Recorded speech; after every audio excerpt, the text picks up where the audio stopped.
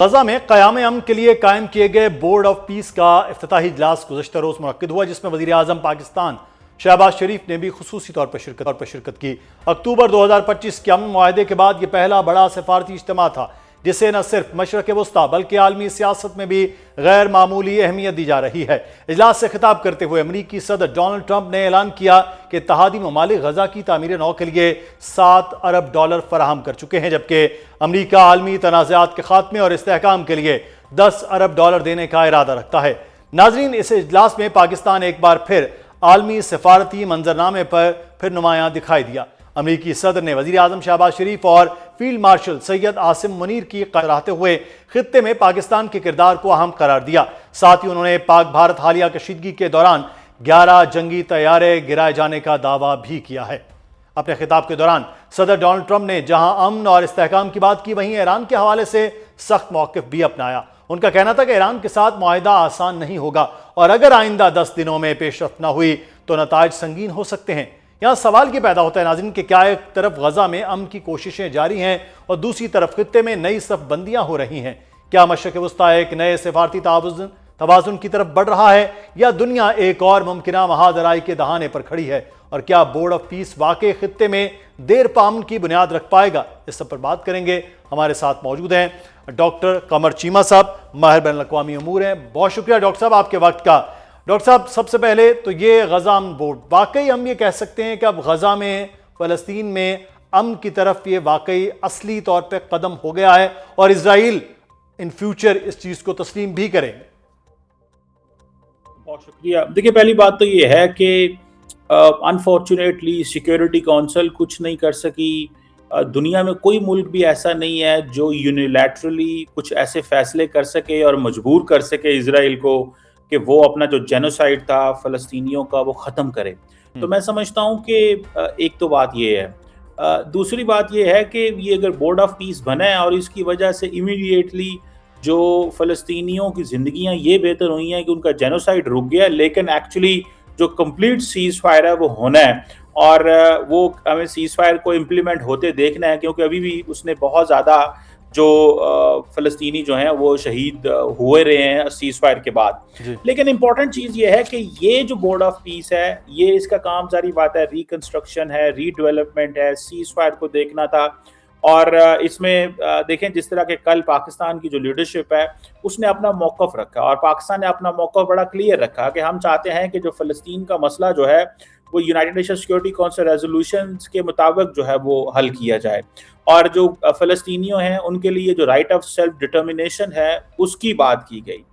میں سمجھتا ہوں کہ یہ، اور خاص طور پہ جو UN سیکورٹی کونسل کے ریلیونٹ ریزولوشن ہے ان کے مطابق، پاکستان آپ کو پتہ ہے کہ 2 اسٹیٹ سولوشن کی بات کر رہا ہے اور پاکستان مسلسل اس چیز کو یہ کہہ رہا ہے کہ جو وہاں پہ جو پاسبل میکسیمم ایکسیس پہنچنی چاہیے ایڈ کی، کیونکہ دیکھیں ایڈ ایجنسیز وہاں پہ سامان نہیں لے کے جا رہی، لیکن یہ بورڈ آف پیس یہ کوشش کر سکتا ہے اور اس کی یہ طاقت ہے، یہ کیپیبلٹی ہے کہ یہ وہاں پہ ری ڈیولپمنٹ بھی کریں گے، ان لوگوں تک ایڈ بھی پہنچائیں گے، تو at least Board of Peace جو ہے یہ کچھ بہتری جو ہے جو ہم ایکسپیکٹ کرتے ہیں وہ ضرور۔ اچھا ڈاکٹر صاحب، اس میں اس سارے عمل میں جو ہم دیکھ رہے تھے، پاکستان ایک بڑے ملک کے طور پر نظر آ رہا تھا سارے عمل میں۔ پاکستان کا اس سارے عمل میں کردار اور پھر جو امریکہ کے ساتھ ہے تعلقات کا، وہ ایک نئی سی جہت ہمیں پچھلے چند دنوں میں نظر آ رہی۔ بورڈ آف پیس میں پاکستان کے کردار کو کیسے دیکھتے ہیں؟ دیکھیں، پہلی بات تو یہ ہے کہ بورڈ آف پیس کے اندر آپ دیکھیں کہ یہ سارا جو پاسا پلٹا، آپ اگر میں تھوڑا آپ کو زوم آؤٹ کروں اور دکھاؤں پکچر کیا تھی آج سے 2 سال پہلے 3 سال پہلے، تو امریکہ کے اندر پاکستان کی کوئی ریلیونس نہیں تھی۔ امریکی ایڈمنسٹریشن پاکستان کا فون نہیں اٹھاتے تھے اور سمجھا یہ جاتا تھا کہ پاکستان جس نے امریکہ کے ساتھ مل کے دہشت گردی کی جنگ میں اتنی قربانیاں دیں، ہمارے امریکہ کے ساتھ تعلقات جو وہ خراب کر دیے گئے۔ جو پچھلی حکومت تھی ہماری، اس نے اپنے پولیٹیکل فائدہ حاصل کرنے کے لیے پاک امریکہ تعلقات کو نقصان پہنچایا۔ لیکن جب جنگ ہوئی، جنگ کے بعد ہم نے جنگ جیتی۔ ٹرمپ آپ کو پتہ ہے روز انڈیا کو یاد کراتے ہیں کہ اتنے جہاز گرے، کل انہوں نے 11 جہاز کہہ دیے، تو وہ بیسیکلی تو دوسرے طریقے سے انسلٹ کر رہے ہوتے ہیں انڈیا کی کہ آپ کے جہاز گرے۔ تو میں سمجھتا ہوں کہ ایک تو ہماری ریلیونس ہوئی، ہمیں انگیج کیا گیا دنیا نے، امریکہ جو ہے اب آپ دیکھیں پچھلے کچھ مہینوں کے اندر ہماری 4-5 ملاقاتیں امریکی صدر سے ہو چکی ہیں۔ تو یہ وقت ہوا کرتا تھا کہ 4 4 سال ہمارا فون نہیں اٹھاتے تھے. ایک تو بات یہ ہے. دوسرا انہوں نے دیکھا کہ پاکستان کے اندر ایک مضبوط لیڈرشپ ہے. فیلڈ مارشل سید اعظم منیر کو بار بار وہ ذکر کرتے ہیں اور یاد کرتے ہیں اور کہتے ہیں کہ وہ بڑا بہادر ہے, بڑا بولڈ ہے, ٹف لیڈر ہے. تو اٹ مینس کہ انہوں نے دیکھا ہے کہ یہ وہ ملک ہے جس کو بھارت کے خلاف جنگ میں اپر ہینڈ حاصل تھا. انہوں نے جہاز بھی گرائے لیکن پھر بھی یہ سیز فائر کے لیے تیار ہے. اور ٹرمپ اپنے آپ کو پیس پریزیڈنٹ کہتے ہیں.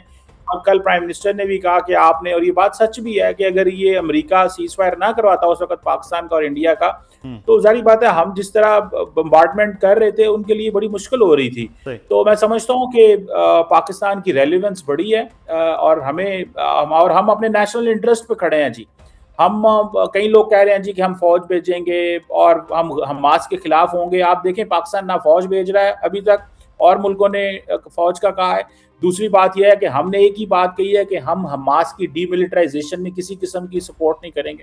ہم اگر اپنی فوج بھی بھیجیں گے, ہماری ریلیونس اگر انٹرنیشنل اسٹیبلائزیشن فورس میں ہے تو وہ U N Security Council resolution کے تحت جو ہے وہ ہوگی. تو میں سمجھتا ہوں کہ ہماری, اور کل جب پرائم منسٹر نے بات کی تو جو ہے وہ بھارت کا جو ایگریشن ہے اس کا بھی ذکر کیا.